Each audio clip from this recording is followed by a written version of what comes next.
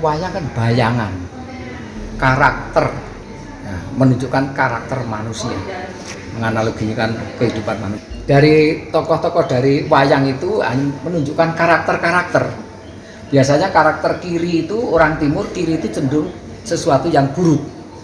Sebelah kiri ini tokoh-tokoh buruk. Tetapi tokoh buruk itu kan hanya sekedar dilihat dari segi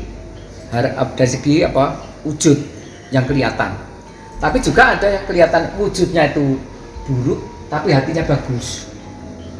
Sini juga ada yang kelihatannya wujudnya dia ada yang ganteng, cakep-cakep, tapi hatinya ada yang buruk sekali. Yang ingin disampaikan adalah kisah hidup manusia mulai sebelum ada sampai tidak ada. Mulai dari itu orang menyebutkan kisah penciptaan.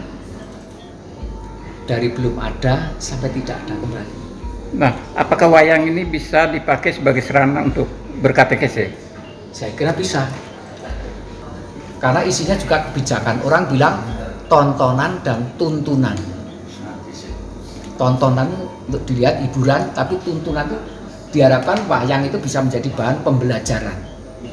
Di mana zaman dulu tidak ada sekolah, orang diajar dengan gambaran-gambaran seperti itu. Juga karena pakai analogi toh, tidak langsung menunjuk tokoh seseorang. Mungkin orang malah lebih tidak tersinggung karena dengan analogi.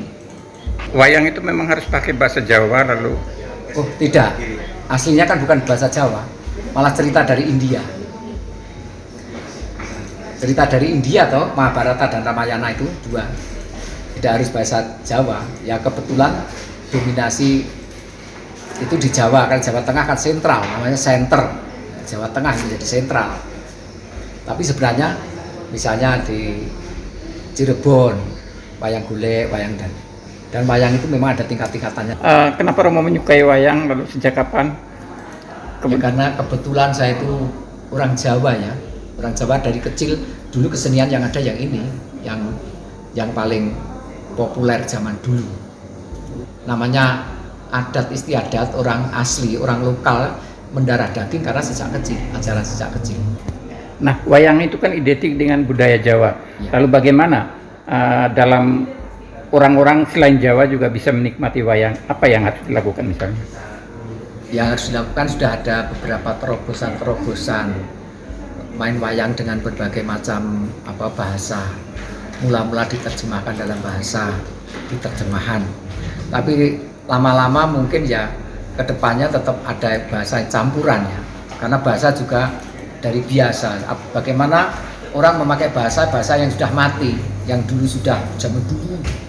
Tapi saya melihat sudah ada terobosan-terobosan dengan adanya banyak orang menulis, sastrawan yang menulis cerita Mahabharata, kisah-kisah potongan dari Mahabharata dalam bentuk novel bahasa Indonesia.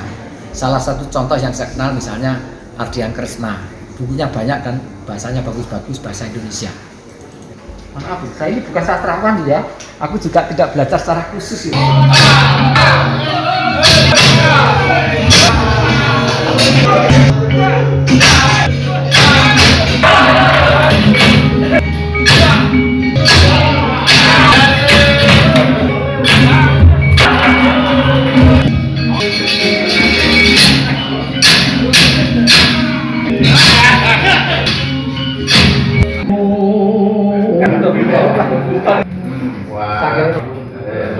Ini kan generasi gabungan generasi tua ini